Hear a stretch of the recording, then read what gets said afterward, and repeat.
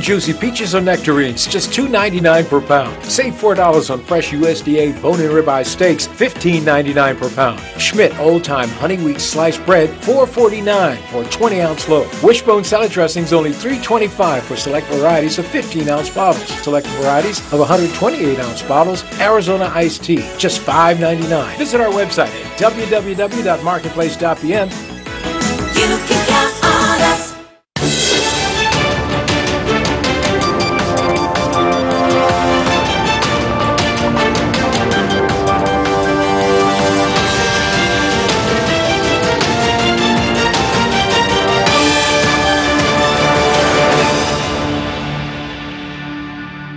You're watching Bermuda Tonight. It's Wednesday, June the 20th. I'm Jasmine Patterson, and thanks for joining us tonight. The Prison Officers Association is echoing the concerns of its members at the co-ed facility over its use as a hospital ward to house an inmate who suffers from serious mental health issues. He's been described as a serious sex offender who poses a threat to the community if released. Speaking with Gary Moreno, Timothy Sion, president of the POA, says while he understands the need for the move, it is not a welcome one, particularly with the plethora of other issues affecting corrections staff. The question lies, where exactly are the officers involved in this? It's my understanding at this point that officers are not going to be facilitating any services within that particular ward, that the Bermuda Housing Hospital Board will be dealing with it solely. So we'll just have to have further talks and find out what's going on with that. This area of the co-ed facility, can you give us any indication as to the state of it, bearing in mind that this individual is described as dangerous and should not be returned back to society?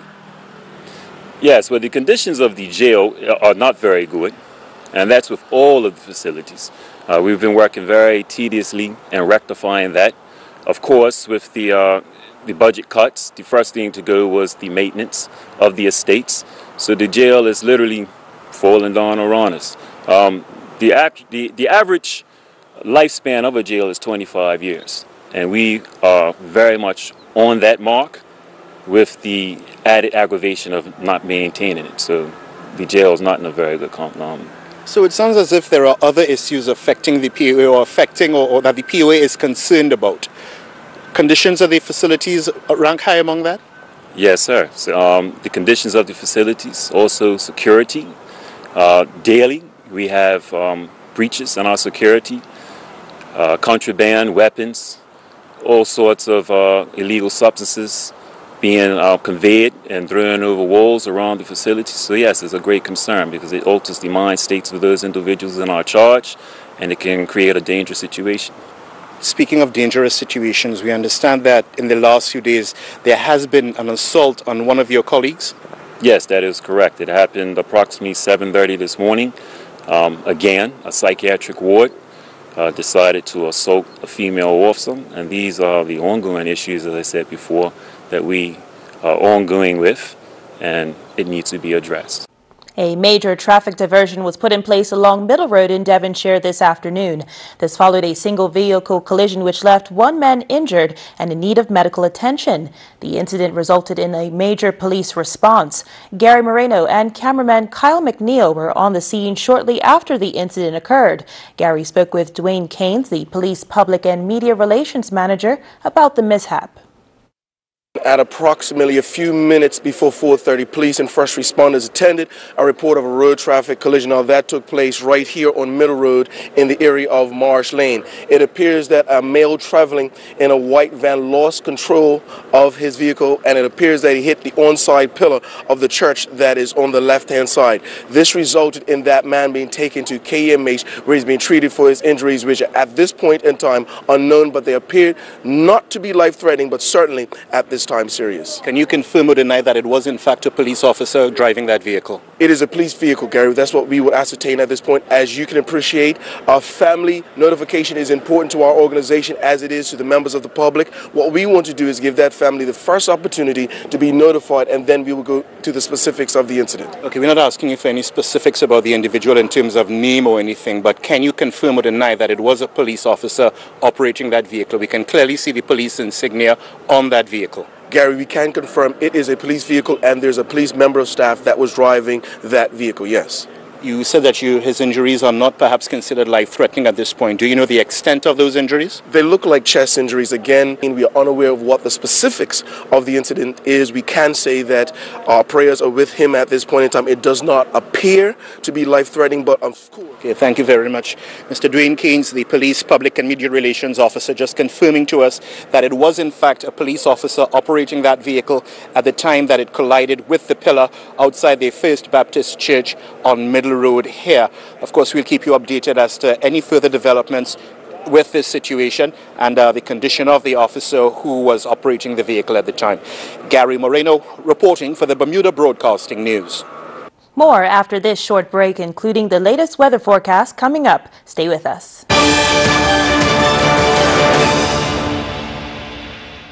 Check out the great products at our $4 Depot stores. Party bags, candles, soaps, and a variety of health and beauty items, even candy. A number of kitchen items, aluminum baking pans, an assortment of socks in various sizes, even baby products. For choice of items for only $2.50 each. Stop by any of our 4 stores today. The Dollar Depot, stretching your dollars further. I attended the Mirror Super Camp. It was an awesome experience. I got to meet a lot of new people. And then we also learned about the 8 keys of excellence.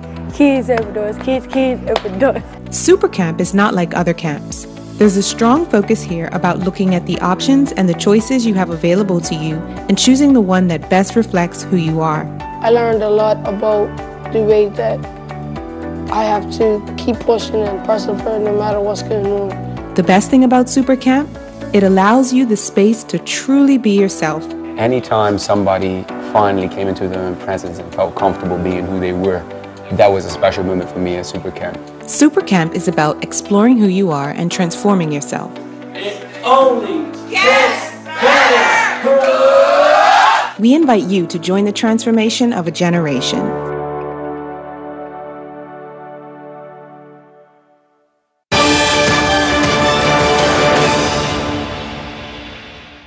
Welcome back. 15 entrepreneurs have expressed an interest in operating concessions at Shelley Bay. The Bermuda Tourism Authority says the decision on what businesses will be allowed at the bay will be made by mid-July. The worries that motorsports might take place near the beach haven't been justified.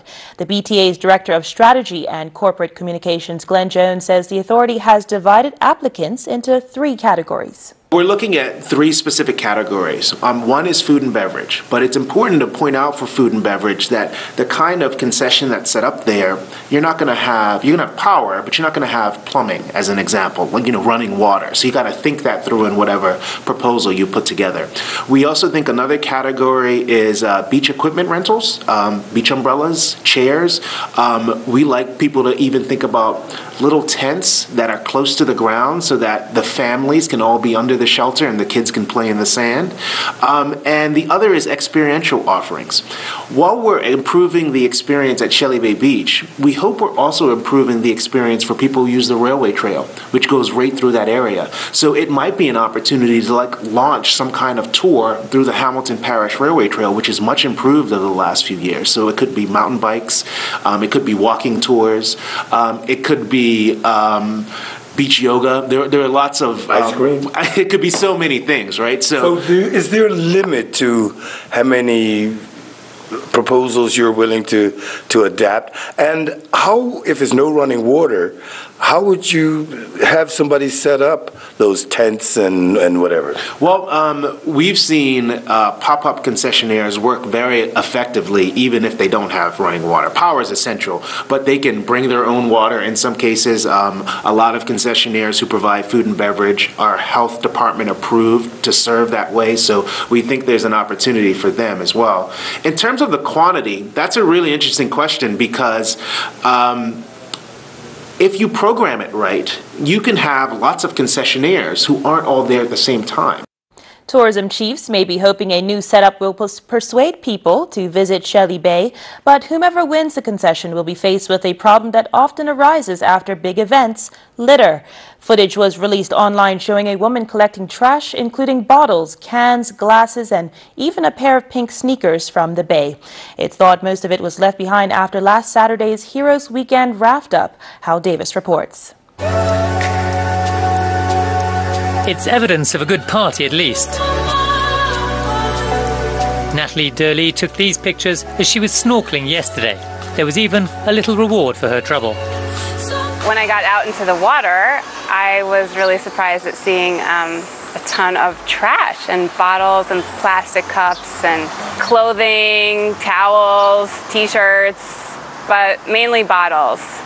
But the amount of trash she filmed herself collecting was disturbing, a bag full.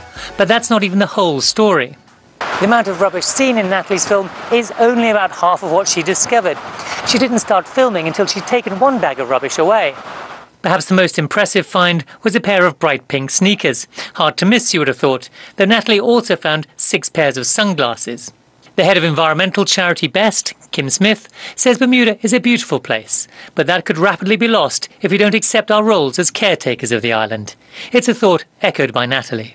I'm all for partying. I love to party, and I love the water. I love to party on the water, in the water, but we just have to be a little bit more responsible and not so careless. If everybody did their part in cleaning up after themselves, you know, this wouldn't be an issue. Bermuda is far from alone in having to clear up after big events, of course. This is the aftermath of the UK's Glastonbury Festival.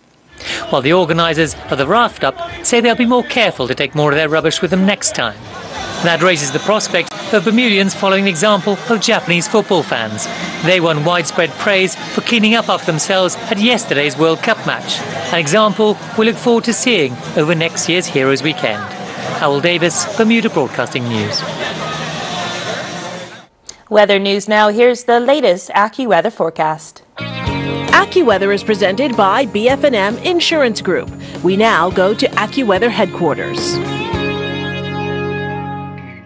This AccuWeather forecast here on ZBM is brought to us by our friends at the BF&M Insurance Group, and we do have a little front on the map just to our north. You can see we're kind of at the dividing line between dry air to the southeast and some slightly wetter weather to the northwest. There are some showers out there, and we'll be impacted by a few of these at times. Here's the big picture infrared satellite loop. By the way, look at this in Texas. That's a lot of rain. Some spots 12, 13, 14 inches of rain over the past 2.5 days. Even though that system never got the anatomy of a true named tropical system, it is making some noise. Around here, we don't have to worry of anything of that nature, but there will be some showers, and you can see the clouds that are out there. It's even a little bit rougher on the water right now as a small craft warning is in effect into the evening hours. There are going to be some additional showers that sneak in from the northwest, though, and that's what the satellite estimated rainfall is showing. So current conditions, 81 degrees right now. We do have a pretty good breeze from the west-southwest at around 15 knots, humidity around 70%. Water temp, 82 degrees right now. On the inside, we have 1 to 2 foot waves, and on the outside, 3 to 5 footers are churning. And when we look at the marine setup here, we do have, again, a small craft warning that runs through the evening hours. Low tide is at 9:33, so the tide is going out. High tide at 3:44 a.m. tomorrow. Another low tide in the late morning, and then the tide comes back in for the swimmers in the late afternoon tomorrow. That's Thursday. But again, small craft warning just this evening. It's breezy out there. Partly cloudy skies, 75 for your low. So it is a little warm with that wind coming in, that southerly component to the wind direction. Tomorrow, breezy, warm, and humid. Periods of sunshine, but also some spotty afternoon showers around. Nothing too long lasting. 83 degrees for your high. Could be 1/10 of an inch of rain in some spots, maybe 2/10 here and there, maybe a little more if you end up under one of the heavier showers. Here you can see Futurecasts bringing a stripe of showers to the north mainly. That's where the guts of this front are located. And with us on the south side of that, it's a warm breeze from the southwest, even through Thursday afternoon.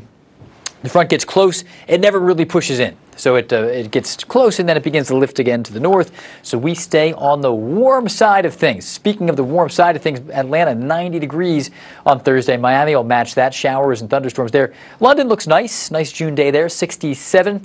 And into Toronto, New York, Boston. Pleasant but warm summer-like weather as officially the summer solstice occurs on Thursday. So summer's soon to officially begin. Scattered showers and thunderstorms as we would expect this time of the year into the Caribbean. No tropical threats right now. That's good news here as we now are about 3 weeks into hurricane season with nothing in view at this point for the B storm. Scattered showers, maybe even a rumble of thunder here and there Thursday night into Friday. Saturday looks nice, and then a few showers roll back in on Sunday, but they will not be here too long. We're going dry for Monday.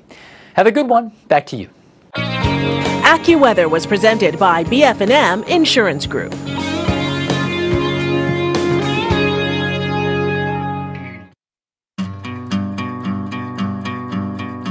This summer I was in Germany on holiday with my family, and on a whim one day my son and I joined a speed sliding competition.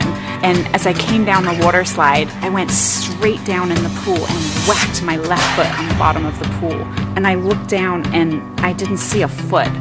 I just saw the bone sticking out and I started to feel faint. I was ambulanced to a hospital where I stayed for 11 days and had surgery. I had snapped all the ligaments on both sides of my ankle. And in the middle of all this stress and pain, we thought, how are we going to deal with health insurance? How will we pay for this? And I got a response from Allison at BF&M, and she said, your admission and surgery will be covered at 100%. I didn't have to put it on a credit card and deal with a reimbursement later.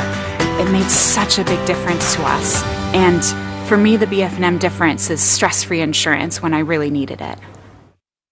Listen, baby, ain't no mountain high, ain't no valley low, ain't no river wide enough, baby. If you need me, call me. Oh, baby, there ain't no mountain high enough, ain't no valley low enough, ain't no river wide enough. Oh, baby, there ain't no mountain high enough, ain't no valley low enough. I'll be there on the double. Just send for me, oh baby. My love is alive, way down in my heart, although we are miles apart. Ain't no river wide enough, ain't no mountain high enough, ain't no. Football fans, if you were unable to see the live action of the 2018 FIFA World Cup from Russia, Bermuda Broadcasting Company would like to take this opportunity to inform our valued viewers. We will rebroadcast all 64 matches of the 2018 FIFA World Cup from Russia on ZFB TV7 nightly. The rebroadcast will start at 8 p.m. and end in the early hours of the next morning. This will coincide with the FIFA daily schedule.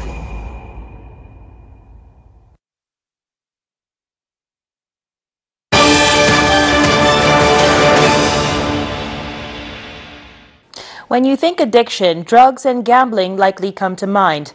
But a new type of compulsion is grabbing therapists' attention: cryptocurrency addiction. In Scotland, the Castlecraig Hospital received so many inquiries, it started a rehab program for crypto addicts. Tony Waterman spoke with therapist Christopher Byrne via Skype. He told her that crypto addiction is another form of gambling addiction. What makes cryptocurrency trading and the addiction itself a bit different is that the actual cryptocurrency, it's a bit of a mysterious area. A lot of people who are doing the trading do not really understand what they're doing. They don't fully understand how cryptocurrency was conceived and how it works. A lot of their activity trading is based on hope, not wanting to miss out on something good, seeing other people doing it and making money out of it. You talk about that volatility. Of course, cryptocurrencies can swing 10, 20, 30% in any given day. And perhaps that is part of the attraction behind them, the thought of making a very big profit in a very short amount of time. Do you think that that type of volatility makes cryptos even more addictive? Yes, I do. I think what a compulsive gambler, in other words, a gambler who's addicted to gambling, what they really want is excitement. They want the ability to do the activity 24/7, which you can't do with a lot of stock market investing. And they just want the ability to be taken out away from their reality into a world where they're watching prices fluctuate in an exciting way. And a real compulsive gambler, it's not so important whether they win big amounts or lose, as much as the ability to keep that activity going. By and large, these cryptocurrencies, these virtual currencies, they're intangible assets. You're not walking around with them in your pocket. How does that intangibility of cryptocurrencies play into the addiction? As far as the addiction goes, I don't think that matters. As far as the addict is concerned, all they need is a laptop and a credit card. They don't need to actually see the physical currency. They would happily trade in the dollar if it was as exciting as the cryptocurrency, but the fact that cryptocurrency is so volatile and can be done 24/7 makes it that much more attractive.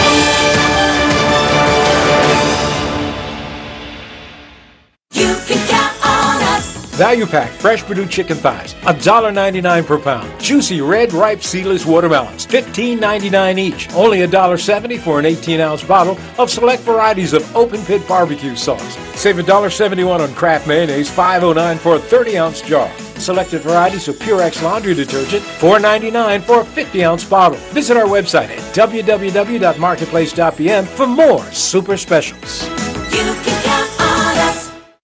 Bermuda. Join us at the Snorkel Park Beach and Bermuda's favorite old school DJs for a fun night of dancing under the stars to the best of old school R&B, house, soul, reggae, soca, calypso, pop, hip-hop, and more. It's Solid Gold Saturdays. The grown-up party, the big people party, dressed smart and sexy with a spectacular DJ lineup. It's Mikey B, Malcolm Lethal Weapon Smith, DJ Iceman, Marky T, Juggling Jason, and yours truly, the Matrix Ninja Cutty. I will be there with special live performances by reggae sensation Mox. Gate open 8 p.m. Admission is free before 10. $10 after. So get there early. Snorkel Park Beach, Solid Gold Saturdays. DJ lineup for the 23rd of June. It's Mikey B, Malcolm Lethal Weapon Smith, and Ninja Cutty. See you there. Sport now, here's Earl Basden. The world's fastest man, Usain Bolt, will return to the track where he made a name for himself, yes, at the National Sports Center next week Tuesday as a guest of his sponsors, Digicel. Bolt will appear at the Digicel store and also meet student athletes at the National Sports Center.